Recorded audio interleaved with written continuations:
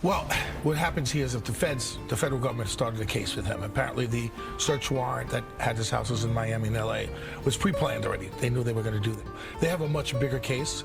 Right now with the guns, they're going to check them, they're going to trace them, see if they were used in any crimes. They're going to go over anything about cooperators that are cooperating with them. They're going to be talking to a lot of people about certain criminal acts that he might have committed, and then go from there. What about the videos? Well, they're going to sift through those videos. They're going to look at them and then see if there's any criminality on those videos, and then they'll go from there. So what do you think? I mean, it just seems like the house of cards might fall for Diddy right now. It's not looking that great. Right now, I know that he has higher powered attorneys, and with all these allegations that are coming out against him and against other people, a lot of people are starting to be very nervous about what's going on. Hey, the likelihood of Diddy ending up in prison keeps escalating daily. The federal authorities are intensifying their investigation, meticulously examining the evidence gathered from his properties. According to Detective X from my local police department, it's not just Diddy who's at risk, but also his associates. And I'm not referring to any favorable circumstances for Diddy's associates, if you catch my drift. FBI agents have allegedly disclosed details about a hidden torture chamber linked to none other than Scene P. Diddy Combs. If this revelation doesn't prompt a reassessment of him, then what will? According to these sources, this isn't your run-of-the-mill room. It's shrouded in industrial-level secrecy with a touch of Hollywood horror. Picture a concealed space with soundproof walls, extensive surveillance systems, and a chilling array of equipment that could unsettle even the most seasoned horror movie director. Perhaps this explains why Diddy always had CCTV cameras monitoring every corner, keeping tabs on everyone's movements. I'm still standing taller than I've ever been. According to the FBI agents, this room is equipped with chains, restraints, and tools so horrifying that merely mentioning them sends shivers down your spine. Rumor has it that a former associate of Diddy, someone entrenched within his inner circle, reached a breaking point due to overwhelming guilt and fear. This aligns with recent developments we've observed. He was very abusive physically. You know, that particular time that Cassie is talking about, they were at a dinner or a gathering. They even stumbled upon a hidden chamber believed to be the site where he likely subjected his victims to torture and sexual assault. Talk to me about the timeline of how this typically works in terms of if we're seeing a raid on several properties. Does that in conjunction with an arrest? Does that come before an arrest? Does that, how does it typically work? Typically, Jesse, it's in conjunction with an arrest.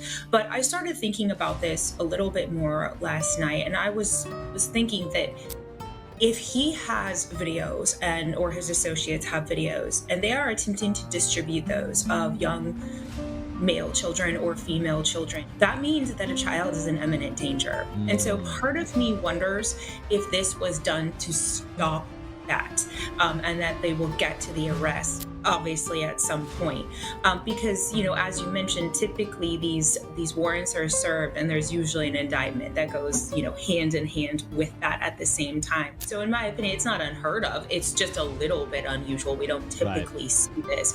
Anytime we did raids at the FBI of this nature, we also had an arrest warrant for the individual as well. And so it is unusual, but I don't want to say it's unheard of. And again, I'm just speculating, but part of me wonders if this was still actively being distributed.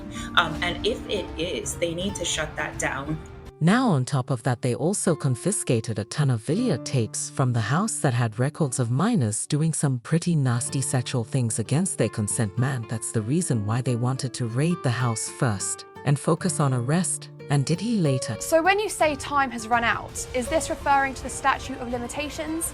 And can you explain what this is? Statute of limitations are laws that prevent people from being prosecuted for certain crimes past a certain period. Murder, that there is no statute of limitations for, and also rape, for example, in federal court, and other sexual assault. The reason that statute of limitations exists is because if you're charged with something that happened 10, 15 years ago, I've defended people who've been accused of things that happened in the 1980 example, and a lot of the records that would have been truly beneficial to the client were no longer in existence. People's memories are much more foggy of the exact details of what occurred, and also key witnesses have passed away. The cases that are being brought against Diddy are civil rather than criminal. What's the difference between the two? Criminal cases are prosecuted by the state, so each individual state, or the U.S. government or federal court, while civil cases generally involve private parties. The standard for the burden of proof is different, so it's lower when it comes to civil cases. An example of this is O.J. Simpson was tried for the murder of Nicole Brown Simpson, and he was found not guilty, but then there was a civil case brought against him by her family members, and he was found guilty there. The burden of proof is lower in civil cases. In criminal cases, the burden of proof is beyond a reasonable doubt, which is the highest possible standard here in the United States. And in civil cases, it's typically preponderance of evidence, which is a lower bar. So it's a lot easier to be found guilty when you're charged with a civil charge or something that's analogous to a crime. Yo, and to be honest, things are not looking up for the guy, especially after all that footage was released about Diddy beating up Cassie in a hotel they were staying in. Yet another woman has filed a lawsuit against Sean Combs, claiming that he sexually assaulted her, this one back in 2003. Her name is Crystal McKinney. She was a model in the late 90s and early aughts. She appeared on some MTV shows, including Total Request Live. McKinney's suit says in 2003, the suit says the designer began to direct plaintiff's appearance as he sought to ensure that Combs found her attractive. For instance, the designer instructed plaintiff to go to Elizabeth Arden to get a root touch-up to ensure it was platinum blonde. Suit says that the designer even had a stylist put hair extensions in McKinney's hair, then handpicked her clothes, a black leather coat with a fur hood, translucent chiffon beige V-cut shirt, and jeans encrusted with jewels. The suit says at a dinner that Combs told McKinney she was gorgeous and that she would make it big one day. She claims he made promises that he would help her advance her career. The suit says that Combs even gave McKinney his phone number as a show of good faith. She claims he was flirty and almost leering at her. Then later that night, she went to his recording studio, and that's where she said the assault took place. The suit says McKinney found Combs and several other men seated together, and they were drinking Hennessy and passing around joints. One of Combs' associates asked her, quote, "Do you smoke weed?" And she said yes. McKinney said that Combs told her, "You've never had weed like this before," and passed the joint to her. The suit says that McKinney took a hit off the joint and it felt powerful, like she was floating. She says she later found out it had been laced with a narcotic, and then Combs pressured her to drink more alcohol and smoke more of the joint, with Combs telling her she was being too uptight. Then the suit says that Combs led McKinney into the bathroom where he forced her to perform oral sex on him, pushing her head into his crotch and telling her, quote, "Suck it." The suit says that McKinney lost consciousness, came to in a taxi cab. The suit goes on to claim that Combs had her blackballed in the industry and that she went into a deep depression, even trying to take her own life the following year in 2004. And I doubt there's anyone out there sympathizing with this guy. Just this month, he was slapped with his 7th lawsuit, this time by a model named Crystal McKinney. She alleges that Diddy drugged and assaulted her back in 2003. Sean Diddy Combs faces another new lawsuit, the second this week.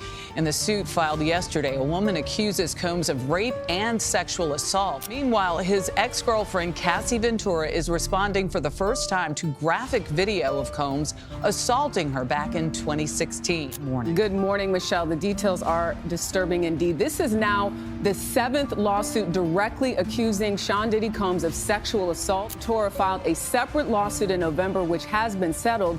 And allegations in this suit describe Combs forcing himself onto this woman and in one encounter demanding that she take drugs. April Lampros, according to documents filed in New York County Supreme Court, says she met Sean Diddy Combs in early 1994 while she was attending the Fashion Institute of Technology in New York City. She says Combs promised her mentorship, invited her to parties, and showered her with gifts.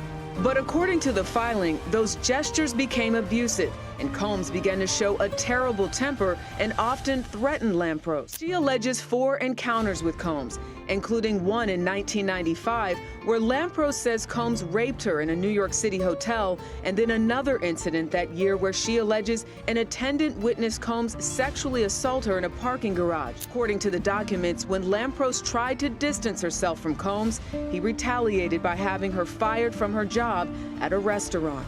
Lampros is now the second woman this week to file a lawsuit against Combs. This guy just doesn't quit. Another woman named April Lampros has filed a lawsuit against the music mogul whom she met back in the 90s. According to her, he showered her with affection and promised to mentor her, offering her everything from the world to the stars, mansions and money.